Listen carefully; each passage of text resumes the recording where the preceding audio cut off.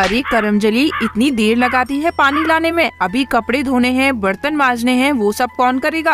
हाँ अभी करती हूँ माँ। खबरदार मुझे माँ कहा तो। खुद की माँ को तो जन्म लेते ही खा गई, तू अब क्या मुझे भी मार डालना चाहती है? अरे पिंकी बेटा, आज जल्दी उठ गई, तबीयत तो ठीक है ना तुम्हारी? हाँ माँ मैं ठीक हूँ, बस जोरों की भूख लगी है, कुछ खाने को दे दो। हाय दैया, ये देखो मेरा सोना भूख से तड़प रहा है और अब तक इस चुड़ैल ने खाना भी नहीं बनाया। अब मेरा मुंह ही ताकती रहेगी या जल्दी से खाना भी पकाएगी? अभी बनाती हूँ माँ, अभी बनाती हूँ। आज तो मुझे मछली खाने का मन कर रहा है माँ। हाँ सोना, आज खाने में मछली ही पकाएंगे। ओ टुनटुनी, सुना तुमने? मेरी बेटी को आज मछली खानी है। जाओ नदी पर जाकर थोड़ी मछलियाँ पकड़ कर लेकर आओ। जी जाती हूँ। टुनटुनी उड़ती हुई उदास मन से मछली पकड़ने चली जाती है। तब तक आप लोग कमेंट पे बताएं 19 into 5 कितने होते हैं। आज तो एक भी मछली नहीं मिल रही है, मैं क्या करूं? माँ, आज तुम्हारी बहुत याद आ रही है। तुम मुझे छोड़ के क्यों चली गई? क्या मैं इतनी बुरी हूँ माँ? बोलो ना माँ। तभी सुनहरी मछली आती है और टुनटुनी की अंगूठी लेकर पानी में चली जाती है। टुनटुनी उसके पीछे पीछे जाने लगती है। ओह, मेरी अंगूठी, वो मेरी माँ की आखिरी निशानी है। मेरी अंगूठी मुझे वापस करो। ये कैसी सुरंग है? ये कैसी जगह है? टुनटुनी चिड़िया सुरंग में जा ही रही होती है, तभी कौवी की आवाज आती है। बचाओ, मेरे बच्चों को बचाओ, वो मर जाएंगे। मेरे बच्चों की मदद करो, मेरे बच्चे आग में जल जाएंगे। घबराओ मत कौवी, मैं अभी उन्हें बचाती हूँ। टुनटुनी चिड़िया उड़ती हुई कौवी के बच्चों को बचा लेती है। मैं तुम्हारी आभारी हूँ बेटा, तुम इस रास्ते से आगे जाना। अरे ये क्या? इस नदी का पानी कैसे सूख रहा है? हाँ तो तुम यहाँ हो। वो अंगूठी मेरी माँ की आखिरी निशानी है, मुझे वो अभी वापस दो। तुम हमें हर रोज पानी से पकड़कर मारती हो, तुम बहुत ही बुरी हो। मैं तुम्हें वो अंगूठी वापस नहीं दूंगी। वो मेरी मजबूरी है, मुझे ऐसा मेरी सौतेली माँ के कहने पर करना पड़ता है। मैं तुम्हें तुम्हारी अंगूठी वापस दे दूंगी, लेकिन उसके लिए तुम्हें एक काम करना होगा। पहाड़ पर एक जादूगर रहता है, वो अपनी काली शक्तियों से इस नदी के पानी को सुखा रहा है। अगर ऐसे ही चलता रहा तो जल्द ही ये नदी पूरी सूख जाएगी और हम सब मारे जाएंगे। तुम्हें किसी भी तरह उसे रोककर उसकी काली शक्तियों को खत्म करना होगा। ठीक है, मैं तुम्हारा ये काम कर दूंगी, लेकिन तुम्हें मुझसे एक वादा करना होगा कि अगर मैंने उस जादूगर को रोक दिया तो तुम मुझे मेरी माँ की अंगूठी वापस कर दोगी। हाँ जरूर, मैं वादा करती हूँ। अब टुनटुनी चिड़िया उड़ती हुई पहाड़ पर जादूगर के पास पहुँचती है। एक बार इस नदी का पूरा पानी सूख जाए तो मैं इसमें से सारी मछलियों को खा जाऊंगा, फिर मुझे मछलियाँ पकड़नी नहीं पड़ेंगी। तुम यहाँ से चली जाओ, ये जादूगर बहुत ही दुष्ट है। उसने मुझे इस पिंजरे में बंद कर दिया है, वो तुम्हें भी पकड़ लेगा। चली जाओ यहाँ से, भाग जाओ यहाँ से। मैंने पिंजरे का ताला खोल दिया है। नहीं, मुझे बाहर जाने से डर लगता है, वो जादूगर मुझे फिर से पकड़ लेगा। मैं यही रहूँगा। हाँ, फिर तो मुझे ही तुम्हें इस जादूगर से बचाना होगा। कौन हो तुम और इधर क्या कर रही हो? तुम्हें अपने काले जादू को रोक देना चाहिए। उसकी वजह से नदी का पानी सूख रहा है और सारी मछलियाँ मर रही हैं। ऐसा मत करो। अच्छा है, अब मैं उन सारी मछलियों को खा जाऊंगा। मछलियाँ पकड़ पकड़ के मैं थक चुका हूँ और इसलिए मैं इस नदी को सुखा रहा हूँ। तुम्हें ऐसा नहीं करना चाहिए, ऐसा मत करो। तुम कौन होती हो मुझे रोकने वाली? अब मैं तुम्हें भी एक मछली बनाकर खा जाऊंगा।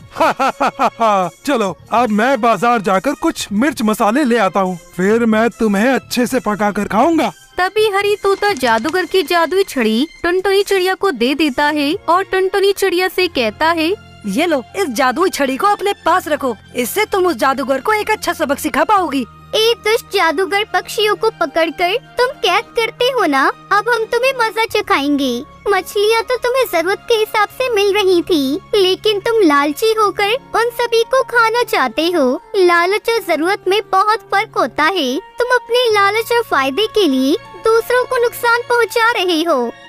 मुझे माफ कर दो, मैं लालच में अंधा हो गया था। तुम सही हो, मुझे अपनी जरूरत के हिसाब से ही चीजें लेनी चाहिए थी। मुझे माफ कर दो, मैं अपने काले जादू को रोक दूंगा और आज से किसी भी मछली की जान नहीं लूंगा।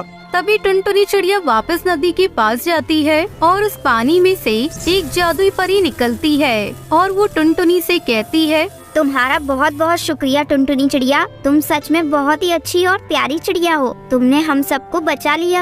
हाँ, लेकिन ये सब आपको कैसे पता? मैं सब कुछ जानती हूँ, मैं बस तुम्हारी परीक्षा ले रही थी। मैं वही सुनहरी मछली हूँ। अब मैं तुम्हें कुछ ऐसा देना चाहती हूँ जिसे पाने के बाद तुम्हें कभी मछलियाँ नहीं पकड़नी पड़ेगी। तभी परी टुनटुनी चिड़िया को बहुत सारा सोना देती है।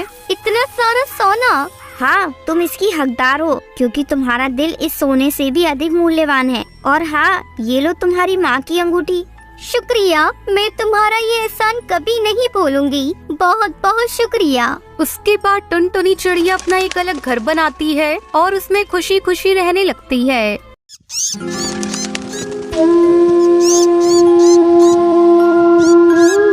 टुनटुनी की माँ उसे जन्म देते ही गुजर गई।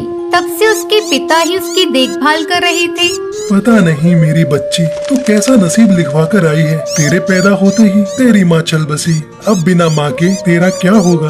टुनटुनी को माँ की जरूरत थी, इसलिए टुन्नू ने लाडो नाम की चिड़िया से शादी कर ली। कुछ दिनों तक लाडो चिड़िया ने टुनटुनी की अच्छे से देखभाल करी, लेकिन कुछ दिनों बाद वो टुनटुनी से सौतेला व्यवहार करने लगी।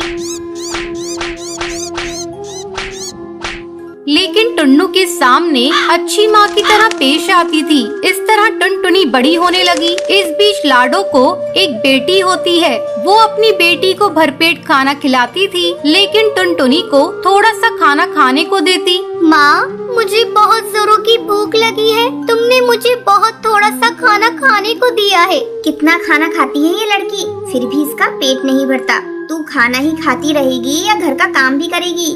मैं खाना खाने के बाद में काम कर दूंगी माँ। टुनटुनी काम करने के साथ साथ अच्छी तरह पढ़ाई भी करती और क्लास में हमेशा फर्स्ट भी आती थी। इसी तरह समय गुजरने लगता है। दोनों बेटियां बड़ी हो जाती हैं। तब एक दिन टुन्नू लाडो चिड़िया से कहता है, लाडो, टुनटुनी और भूरी बड़ी हो चुकी हैं। मैंने टुनटुनी के लिए एक पक्षी देखा है। वह एक इंजीनियर है। पैसे की भी कोई डिमांड नहीं। उस घर में जाकर टुनटुनी खुश रहेगी। हमने तो जैसे तैसे दिन गुजार लिए, लेकिन मैं चाहता हूँ कि हमारी बेटियाँ खुश रहें। कल पक्षी के घर वाले टुनटुनी को देखने आ रहे हैं। तुम टुनटुनी को अच्छी तरह से तैयार कर देना। ये सुनकर लाडो चिड़िया जल भुन जाती है। तुमने टुनटुनी के लिए इंजीनियर पक्षी देखा है? टुनटुनी तो बिल्कुल गंवार है। उस इंजीनियर पक्षी से एक भी दिन नहीं बनेगी। ऐसा करो, तुम उस इंजीनियर पक्षी से मेरी बेटी भूरी की शादी करा दो। ये तुम कैसी बात कर रही हो? बड़ी बेटी के होते हुए छोटी की शादी करा दूं? तो ठीक है, मत कराओ, लेकिन याद रखना, एक न एक दिन उस इंजीनियर पक्षी ने तुम्हारी बेटी टुनटुनी को अगर नहीं छोड़ दिया तो मेरा नाम भी लाडो नहीं, फिर वो मेरे कलेजे पर आकर बैठेगी। लाडो, तुम उसकी माँ हो। अगर उसको कुछ नहीं आता तो उसे सिखाना तुम्हारा फर्ज है। अगले दिन पक्षी के घर वाले टुनटुनी को देखने आते हैं। मैं इस इंजीनियर पक्षी से टुनटुनी की शादी नहीं होने दूंगी। मैं इससे अपनी बेटी भूरी की शादी कराऊंगी। किसी तरह से लाडो चिड़िया अपनी बेटी भूरी की शादी उस इंजीनियर पक्षी से करा देती है। इस तरह कुछ दिन गुजर जाते हैं। एक दिन लाडो टुन्नू से कहती है, सुनो जी, मेरे दूर के रिश्तेदार का एक कबूतर है, बहुत बड़े कंपनी में काम करता है। तुम उससे टुनटुनी की शादी कर दो। इस तरह टुनटुनी की शादी उस बंटी कबूतर से हो जाती है। शादी के कुछ दिनों बाद टुनटुनी को पता चलता है कि जिससे उसकी शादी हुई है वो पक्षी एक गरीब मजदूर है। बंटी, आप एक मजदूर हैं? मुझे तो बताया गया था आप एक बड़ी कंपनी में काम करते हैं। कोई बात नहीं, ये सब मेरे नसीब का खेल है। अगर मेरे नसीब में होगा तो आप एक बड़ी कंपनी में काम करेंगे।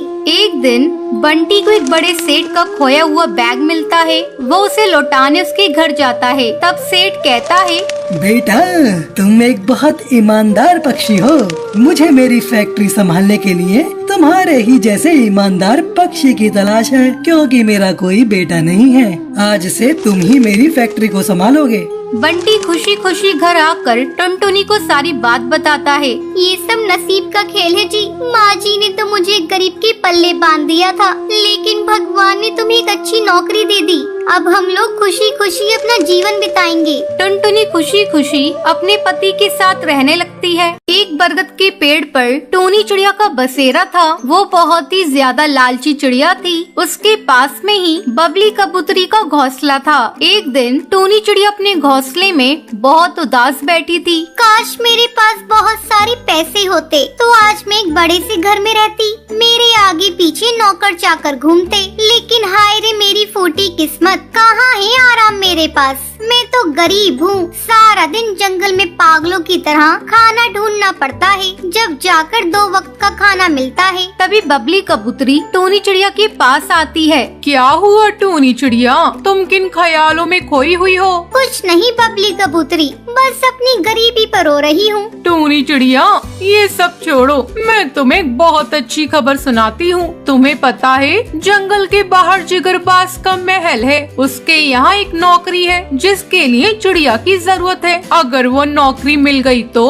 फिर हमारे बल्ले बल्ले होंगे। मैं तो वहीं जा रही हूँ। तभी टूनी चिड़िया सोचती है, अरे वाह, कितना अच्छा मौका है। उस महल में तो खूब सारा खजाना है, वो खजाना मुझे मिल गया तो मेरी जिंदगी बदल जाएगी। चलो जिगरबाज को बेवकूफ बनाया जाए, धीरे धीरे उसका सारा खजाना लेकर मैं रफू चक्कर हो जाऊंगी। अब टूनी चिड़िया जिगरबाज के पास जाती है, वो उसे नौकरी पर रख लेता है। ऐसे ही काफी दिन गुजर जाते हैं। एक दिन जिगरबाज का सेनापति कालू कौवा उससे कहता है, मालिक खजाना महल में लाना है, उसके लिए मुझे कुछ सिपाहियों की जरूरत थी। आप बताइए मैं किसे लेकर जाऊं? कालू कौवे, तुम टूनी चिड़िया को अपने साथ ले जाओ। मालिक वो अभी नई नई आई है, उस पर भरोसा करना ठीक नहीं होगा। नहीं कालू कौवे, मुझे उस पर पूरा विश्वास है, तुम उसे अपने साथ ले जाओ, ये हमारा आदेश है। कालू कौवा अपने साथ टूनी चिड़िया को खजाना लेने के लिए ले आता है। बहुत सारा खजाना देखकर टूनी चिड़िया की आंखें फटी की फटी रह जाती है। कालू कौवे, कितना सारा खजाना है, ये तो मजा ही आ गया। टूनी चिड़िया, इसे हिफाजत से जिगरबाज तक पहुंचाना है, वरना वो हमें छोड़ेंगे नहीं। अब टूनी चिड़िया और कालू कौवा खजाना लेकर महल जा रहे होते हैं। तभी कालू कौवे, मैं बहुत थक गई हूँ, थोड़ी देर हम आराम कर लेते हैं। टूनी चिड़िया और कालू कौवा पेड़ के नीचे आराम करते हैं। कालू कौवा वहीं सो जाता है। फिर टूनी चिड़िया बड़ी चालाकी से खजाना लेकर मिट्टी के नीचे छुपा देती है और वो जिगरबाज के पास जाती है। टूनी चिड़िया, हमारा खजाना कहाँ है? और कालू कौवा वो नहीं आया? मालिक, कालू कौवा धोखेबाज निकला, वो आपका सारा खजाना चोरी करके ले गया और उसने मुझे जान से मारने की कोशिश की, पर मैं कैसे तैसे अपनी जान बचाकर यहाँ पर आई हूँ। क्या बोल रही हो टूनी? सिपाहियों, उस कालू कौवे को ढूंढ कर लेकर आओ, हम उसे छोड़ेंगे नहीं, हमें धोखा देने की उसे सजा मिलकर रहेगी।